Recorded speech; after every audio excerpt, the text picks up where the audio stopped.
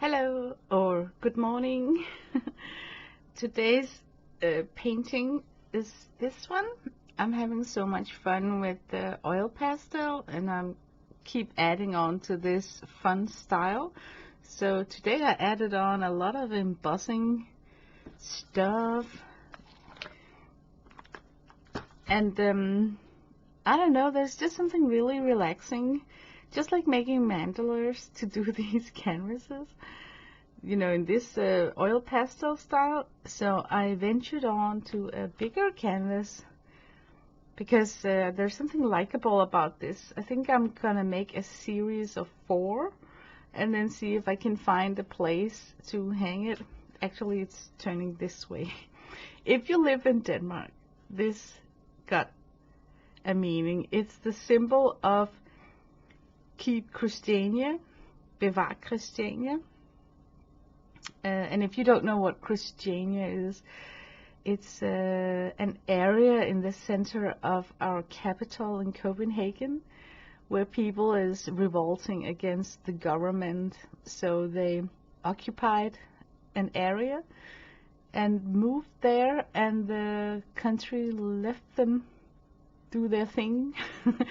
Because yeah, I just think that it's so beautiful in a country that there is room for people who wish that things should be done differently and less governed by legislation without becoming like totally outlaws, you know. So for me it's like an old you know, the steam from an old hippie dream, you know. So I totally support the ideology behind not every citizen in a country can be put into a square box and be forced to go out as a gray ghost and work from 9 to 5 and bring home a ton of taxes, you know. So yeah, that was a whole different spiel. But what I wanted to say is that this is what I would call like Danish art. Like this means something for Danish people. So that's why I wanted to put it up on a bigger canvas and then make a cluster of 3 others that do not have these 3 yellow dots, but just dots scrambled all over the area. So it's gonna be like a fun thing to do. The rest of this video is just me finishing off this bigger canvas here. But this is what I created for my painting a day, and I really love the color combination when it comes down to like a small area, because then the colors like really, I don't know, have a different interaction with each other. Yeah, so yesterday Anne-Laure had a very interesting guest. She had Raoul Reynolds, and he has a very successful YouTube channel when you look at numbers.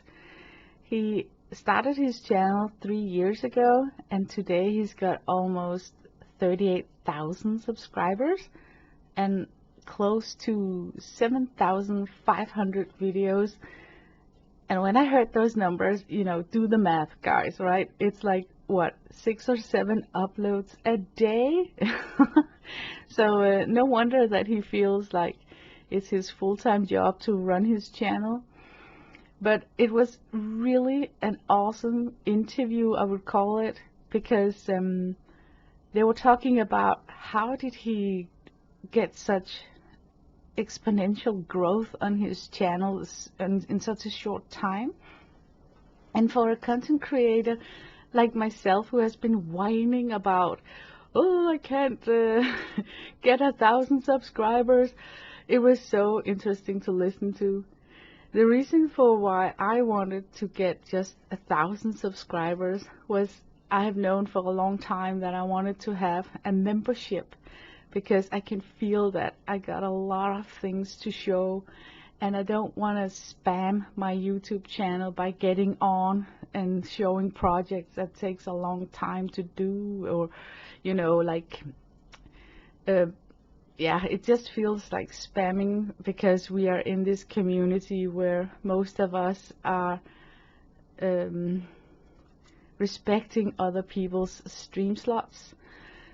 So I've been wanting that membership opportunity for quite a while, and this year I gave up the thought about getting 1,000 subscribers, so I had to venture to Patreon instead. But honestly, I would have preferred to have my membership option on my YouTube channel so I wouldn't have to direct people to a different web page. But when that's said, that would be my motivation for growing numbers on my channel. So it was interesting to hear Raoul's approach on how he's using trending lines, and he's looking at what hour of the day he's posting. He also got it all figured out with how long duration your uploads should have to be more successful and get more views. And you know, it was like a whole math behind it all. I have never created out of trend. It made me ponder and go back to that old discussion about, are you a YouTuber doing art, or are you an artist on YouTube? Because I create out of my heart. So creating out of a trend for me is difficult. And what does I mean about that? Just an example. If everybody is making sunflowers, then you feel like, oh, it's popular, I better make an upload where I draw my rendition of a sunflower. And then suddenly everyone is creating sunflowers, but nobody really knew who actually wanted to see those sunflowers and who actually 100% wanted from their heart to create a sunflower. So I think I'm one of those people who are like very cautious about what's steering me in what direction, because it always has to be my own path. So that's just a stupid idea that I got, but apparently I can see that if I took a different approach, it would be more successful. Because let's be honest, Raoul, he freaking made it, right? He's one of those who had this exponential growth, and it's so awesome that he achieved. He set it out as a goal for himself, and I'll just congratulate him on reaching that goal. So yeah, numbers are good and bad when you're a content creator. The bad thing is that sometimes it's the only feedback that you get.